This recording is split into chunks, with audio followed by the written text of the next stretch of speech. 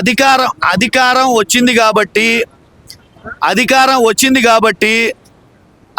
వచ్చింది కాబట్టి ఏదంటే అది మాట్లాడితే చెల్లుబాటు అవుతా అనుకుంటున్నారు. బిడ్డ ఒకసారి చెప్తున్నా, మళ్ళీ మీరు అతిగా మాట్లాడే వాళ్ళకి ఒకసారి చెప్తున్నా, ఎల్లప్పుడూ అధికారం మీద ఉండదు. ఒకటి, అన్ని చోట్ల మీద అధికారం ఉండదు. అర్థమైందా? ఆంధ్రప్రదేశ్ విషయాలు అధికారం ఉందని చెప్పేసి తెలంగాణలో వచ్చి నోరు పారేసుకుంటే తప్పించుకుంటారు అనుకుంటారేమో. అన్ని చోట్ల మీద అధికారం కాదు, అన్ని చోట్ల మీరు ముఖ్యమంత్రులు కాదు. ఎల్లకాలం మీరు పదవుల్లో ఉండరు. అర్థమైందా?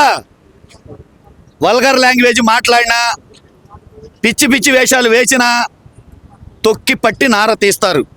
అర్థమైందా? ప్రజలు అంత ఈజీ కాదు. ఏదో ఎక్కడో ఆంధ్రప్రదేశ్లో అధికారం ఉంటే ఇక్కడ ఏదో మనం ఏదన్నా మాట్లాడితే ఏదో ఓవర్ యాక్షన్ చేస్తారే, కుదరదు. అధికారం వచ్చింది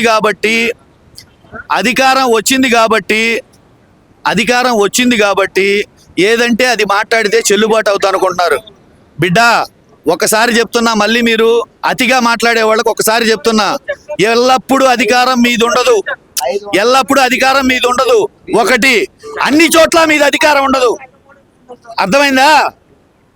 ఆంధ్రప్రదేశ్ విషయాలు అధికారం ఉందని చెప్పేసి తెలంగాణలో వచ్చి నోరు పారేసుకుంటే తప్పించుకుంటారు అనుకుంటారేమో.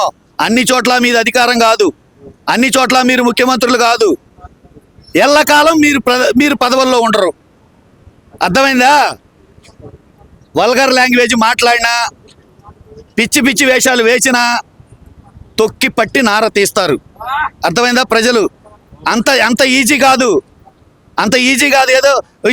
ఏదో ఎక్కడో ఆంధ్రప్రదేశ్లో అధికారం ఉంటే ఇక్కడ ఏదో మనం ఏదన్నా మాట్లాడితే ఏదో ఓవర్ యాక్షన్ చేస్తారే, కుదరదు. అధికారం వచ్చింది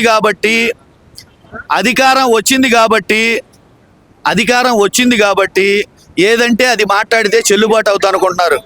బిడ్డ ఒకసారి చెప్తున్నా, మళ్ళీ మీరు అతిగా మాట్లాడే వాళ్ళకి ఒకసారి చెప్తున్నా, ఎల్లప్పుడూ అధికారం మీద ఉండదు. ఒకటి, అన్ని చోట్ల మీద అధికారం ఉండదు. అర్థమైందా? ఆంధ్రప్రదేశ్ విషయాలు అధికారం ఉందని చెప్పేసి తెలంగాణలో వచ్చి నోరు పారేసుకుంటే తప్పించుకుంటారు అనుకుంటారేమో. అన్ని చోట్ల మీద అధికారం కాదు, అన్ని చోట్ల మీరు ముఖ్యమంత్రులు కాదు.